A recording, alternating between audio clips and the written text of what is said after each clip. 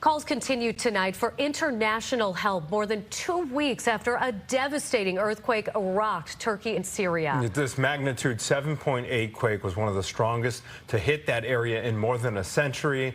And the death toll is absolutely astounding and heartbreaking. 46,000 people in those two countries were killed. Tens of thousands of people also hurt. And this week, yet another earthquake struck, injuring hundreds more.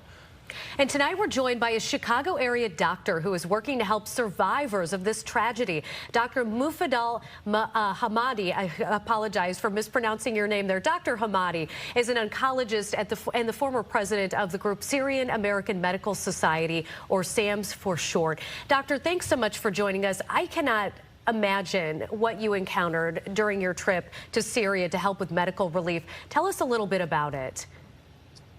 So I traveled with a group of doctors, volunteers, to the northwest area of Syria that is closer to the border of Turkey, where the earthquake happened, and that is the area that was affected the most. Keeping in mind, this area was basically decimated in war for the last 10 years, so the healthcare infrastructure is not the best, and actually it is very much in need for a lot of help even before the earthquake started. We were one of the first two groups that arrived there, and we got there like a week later. And unfortunately, that area did not receive much help from the international community a week after the earthquake. So you can imagine the tragedy was compounded by basically a lot of neglect and poor equipment and try to dig out the victims, and then lack of medical supplies and shortage of significant medical supplies. So one thing we did, we brought with us a large number of needed medical supplies, particularly the hardwares required for orthopedic surgery, broken bones, and repairs of wounds, and then we also brought in some medications for dialysis. There's a big shortage of dialysis thing.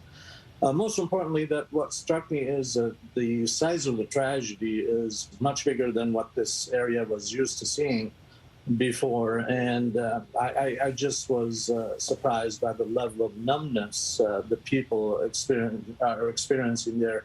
Despite the tragedy, our team, the first day we arrived there to the hospital, we were all crying. We were all very affected with what we've seen.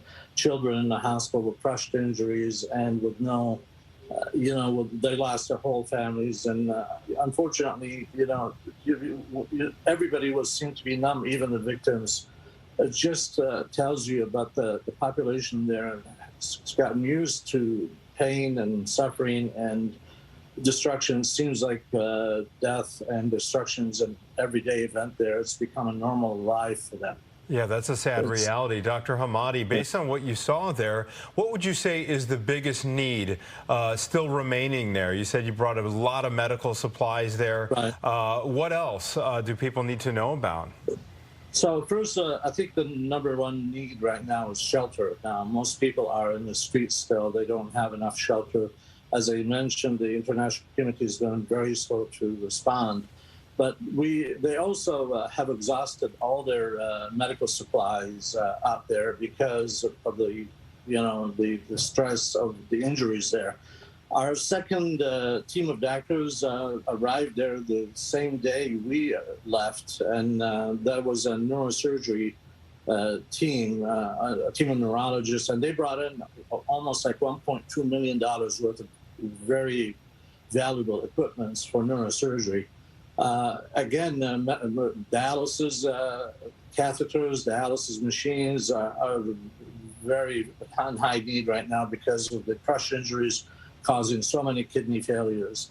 But the needs are tremendous, and we are trying to, bring to light, the amount of suffering that, and hopefully the international community will start bringing in more need. It will that's bigger than what a small organization or individuals can offer. It's almost, it's just impossible to get your mind around the scale of this disaster. Dr. Mufadal Hamadi with SAMS, thank you so much for your time. You can see the web address at the bottom of your screen right now where you can donate, sams-usa.net/donate. Dr. Hamadi, thanks again for your time. We appreciate it. Thank you.